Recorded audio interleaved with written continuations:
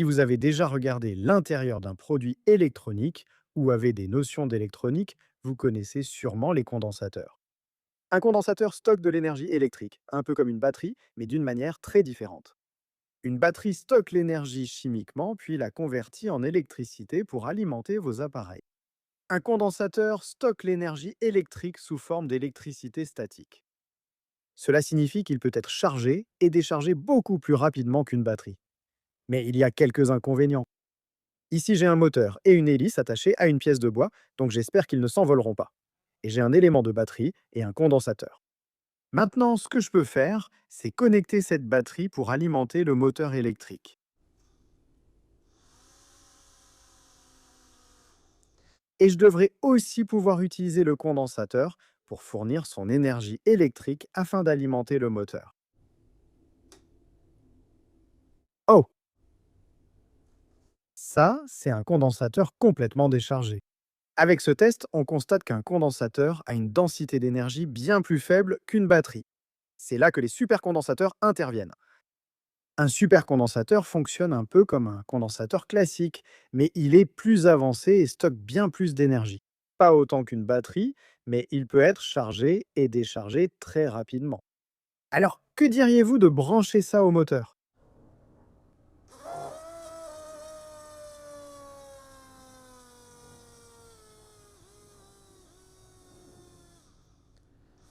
D'accord, la connexion est un peu bancale en tenant simplement les fils comme ça. Mais cela devrait vous donner une assez bonne idée que les supercondensateurs ont une densité d'énergie bien supérieure à celle des condensateurs classiques. En fait, un supercondensateur a assez d'énergie pour alimenter un petit avion comme celui-ci, et il peut être rechargé en quelques secondes. Et il alimente cet avion pendant un bon moment. Cet avion est cool, mais il n'exploite pas tout le potentiel d'un supercondensateur. Donc je pense qu'il est temps de passer à la vitesse supérieure. Ou peut-être, ou peut-être un peu plus. Je vais utiliser 6 de ces supercondensateurs pour alimenter un moteur brushless de 500 watts avec une grande hélice afin de voir jusqu'à quelle hauteur je peux lancer une fusée électrique. Allons-y.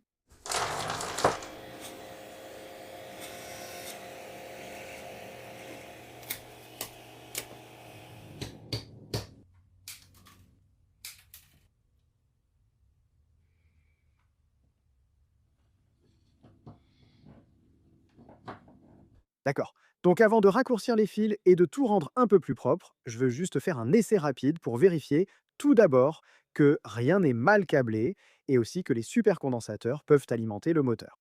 C'est juste pour indiquer au contrôleur de vitesse quoi faire. Et je devrais pouvoir faire un court-circuit. Je pourrais faire un court-circuit avec ces fils et une batterie. Je ne recommande pas de le faire, mais je n'ai pas encore ajouté de connecteur. Je vais donc l'enfoncer dans 3, 2, 1.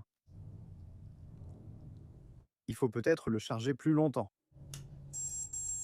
Oh!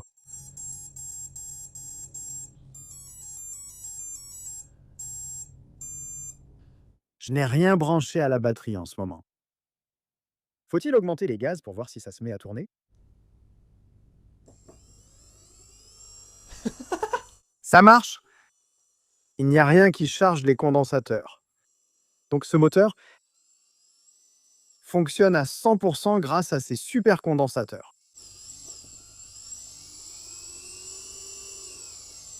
C'est vraiment génial. Regarde, la batterie est déconnectée. Il y a une toute petite batterie ici pour alimenter le testeur de cerveau, mais elle n'alimente pas du tout le système. Il sera aussi intéressant d'observer, à l'arrêt du moteur, la tension la plus basse. Le variateur ici est conçu pour fonctionner avec une batterie lithium polymère à 2 cellules minimum, soit environ 7,4 volts. Donc ce sera intéressant de voir s'il s'éteint.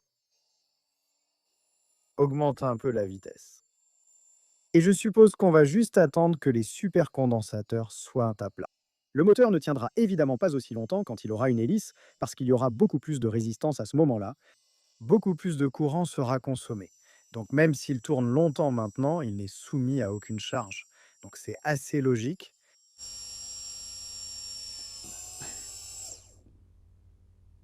D'accord? On dirait qu'il est mort. Donc, les supercondensateurs sont évidemment à une tension suffisamment basse pour que le variateur de vide se coupe. Et vérifions la tension, 6,4 volts. Oui, le moteur s'arrête à 6,4 volts, ce qui n'est probablement pas assez puissant pour soulever quoi que ce soit, donc ce n'est pas un problème. Maintenant que le système d'alimentation fonctionne, je vais organiser le câblage, souder et tout connecter, puis nous passerons au mécanisme de déploiement du parachute.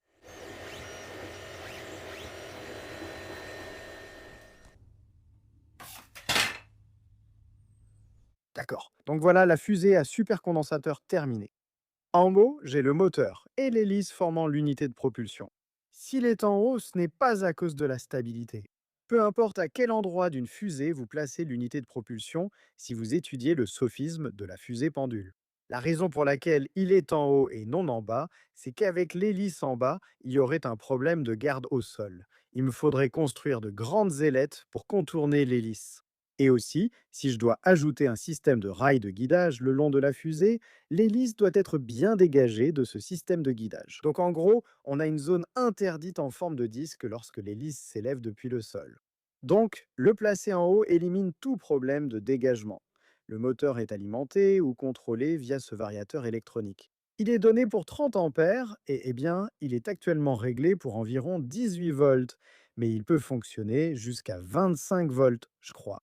Nous avons aussi toute l'unité de supercondensateur. Il y a 6 supercondensateurs au total. Cela s'explique par la très basse tension des supercondensateurs. Chacun est prévu pour 3 volts, donc 6 en série donne 18 volts. Tout cela est relié directement du contrôleur de vitesse au moteur. Avoir toute la masse en haut, c'est ce qu'il faut pour une fusée stable. Et avoir les supercondensateurs aussi proches du moteur signifie que je devrais pouvoir fournir la puissance beaucoup plus efficacement, sans avoir de gros câbles qui descendent jusqu'en bas. Maintenant, vous pouvez probablement voir cette chose jaune ici. C'est en fait le connecteur où je recharge la fusée. C'est le même que celui que j'ai sur beaucoup de mes batteries, et je vais juste vous faire une démonstration de la façon dont je recharge la fusée. Alors, si j'allume ma radiocommande, je devrais pouvoir le brancher et attendre quelques secondes, c'est sûrement chargé, puis je contrôle simplement les gaz.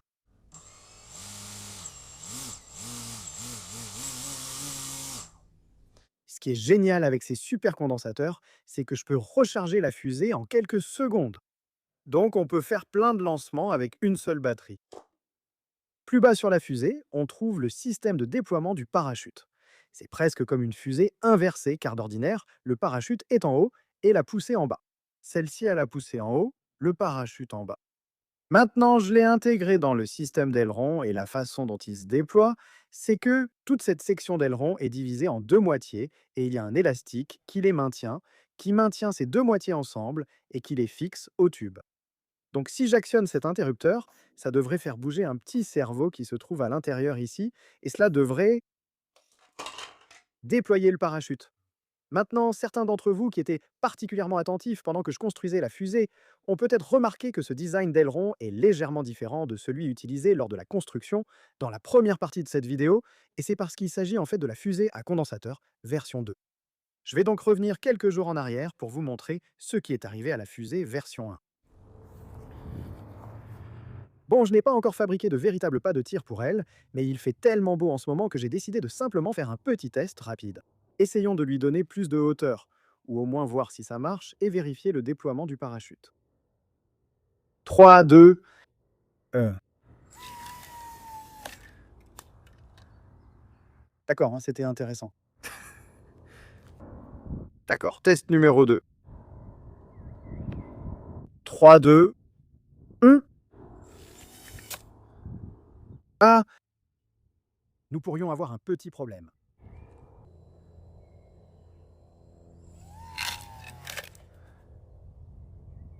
Oh,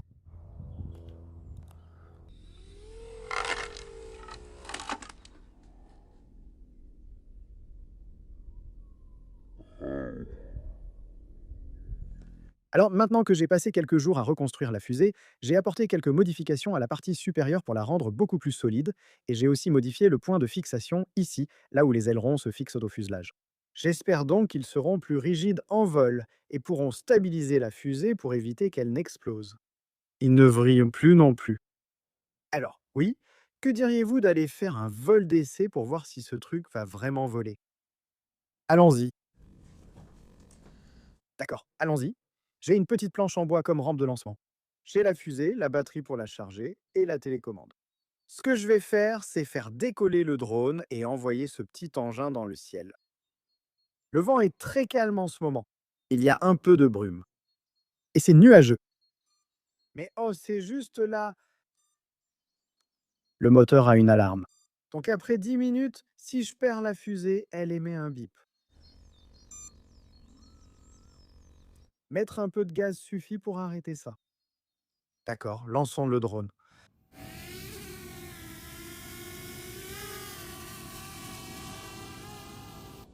D'accord, donc le drone est en place.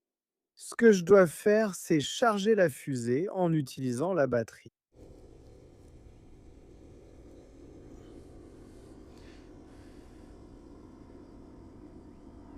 Ça devrait être suffisamment chargé. D'accord? Donc je vais essayer de filmer ça tout en le contrôlant parce que je pense que c'est la meilleure façon de faire. Je vais faire monter le moteur lentement, puis passer à pleine puissance pour voir si ça fonctionne. Dans 3, 2, 1. Oui. D'accord, puis déploiement du parachute. C'est vraiment génial.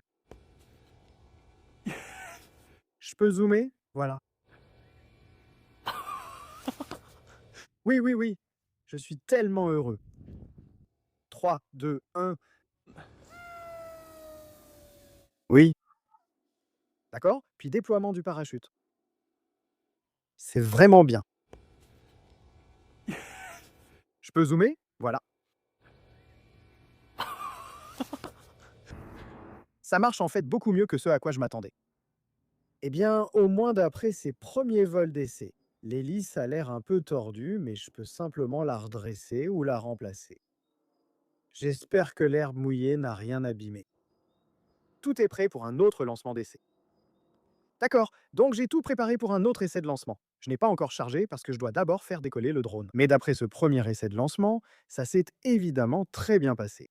En fait, j'ai coupé les gaz plus tôt parce que je pensais en qu'il volait vers ces arbres, mais il n'a atterri qu'à une vingtaine de mètres. Cette fois, je garde les gaz ouverts plus longtemps pour voir si on peut gagner plus d'altitude. À 3, 2.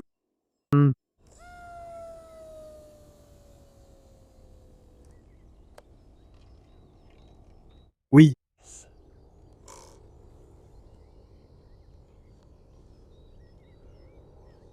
concentre-toi. Ça a l'air plutôt fiable maintenant. J'ai coupé les gaz un peu trop tôt pendant ce vol. C'est très difficile de savoir jusqu'où va la fusée en ce moment parce que j'essaye de regarder à travers le viseur de cette caméra tout en la filmant ou tout en la pilotant. Je pensais qu'elle irait près des lignes électriques, mais elle reste encore assez loin de tout obstacle. Au moins, le parachute se déploie avec succès et tout semble intact. 3, 2, 1.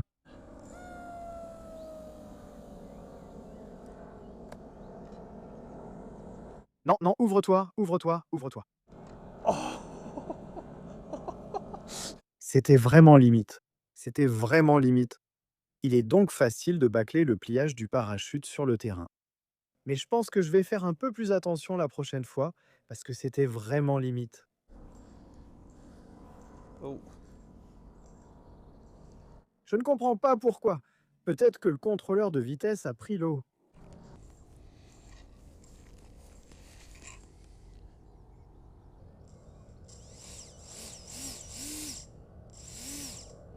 Ça a l'air de fonctionner correctement maintenant.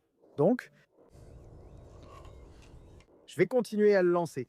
C'est très amusant. 3, 2, 1.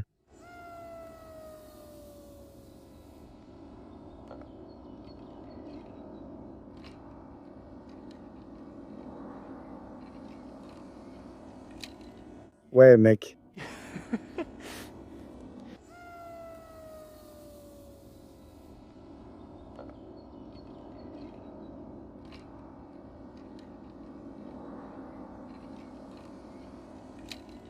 3, 2, 1.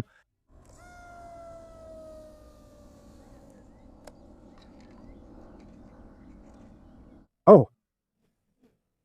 Mmh. D'accord, le parachute n'est pas sorti sur celui-là. Je pense que je viens probablement de dire la chose la plus évidente. D'accord, allons voir ce qui est arrivé à la fusée. Espérons qu'elle ne soit pas cassée. Euh, Parce que je vais devoir faire quelques réparations. Mes pieds, chaussures et chaussettes sont trempés. Donc je pense qu'il est temps de rentrer de toute façon. euh, Ah, oui, c'est ça. Il semble que ça ait fait exploser les ailettes. Ce qui est embêtant parce que je n'ai plus de filament bleu. D'accord? Je pense qu'on a quand même eu quelques bons lancements réussis avec celui-là. Alors, allons à l'intérieur faire le bilan du projet. Après avoir rassemblé toutes les pièces et les avoir mises dans mon sac. Voilà donc le résultat. La fusée alimentée par supercondensateur. Je suis vraiment satisfait de la façon dont elle a volé au final. Surtout après ses premiers essais de vol qui ressemblaient plutôt à des explosions. Le déploiement du parachute a fonctionné la plupart du temps, sauf évidemment la dernière fois. Je ne connais pas la hauteur exacte de la fusée, mais lors d'un vol, j'ai mis le drone à environ 80 mètres et la fusée est passée juste en dessous, vers 60 mètres. Donc je dirais un peu moins de 60 mètres. J'ai beaucoup appris sur les supercondensateurs en réalisant ce projet. Je savais ce qu'était un condensateur électrolytique grâce aux composants électroniques courants, mais je n'avais aucune idée des capacités des supercondensateurs. J'en avais entendu parler, mais j'ai toujours cru que c'était une technologie du futur liée à la recharge rapide des voitures électriques. Donc, pouvoir réellement les utiliser dans quelque chose comme ça, c'était vraiment bien en fait. C'était vraiment amusant d'en apprendre plus à leur sujet. Merci beaucoup d'avoir regardé et si vous avez apprécié cette vidéo, merci de laisser un pouce bleu. Si vous êtes nouveau sur ma chaîne, veuillez cliquer sur s'abonner ci-dessous et un immense merci à tous mes mécènes pour leur soutien tout au long de cette période de création de ces projets. Je crois que ça fait environ 3 semaines depuis mon dernier projet, principalement à cause des explosions de ça et du temps passé à en apprendre plus sur, enfin, ces condensateurs. Alors un grand merci à tous mes mécènes pour avoir rendu ces vidéos possibles et je vous retrouve dans la prochaine vidéo. Au revoir. Oh, il fait froid.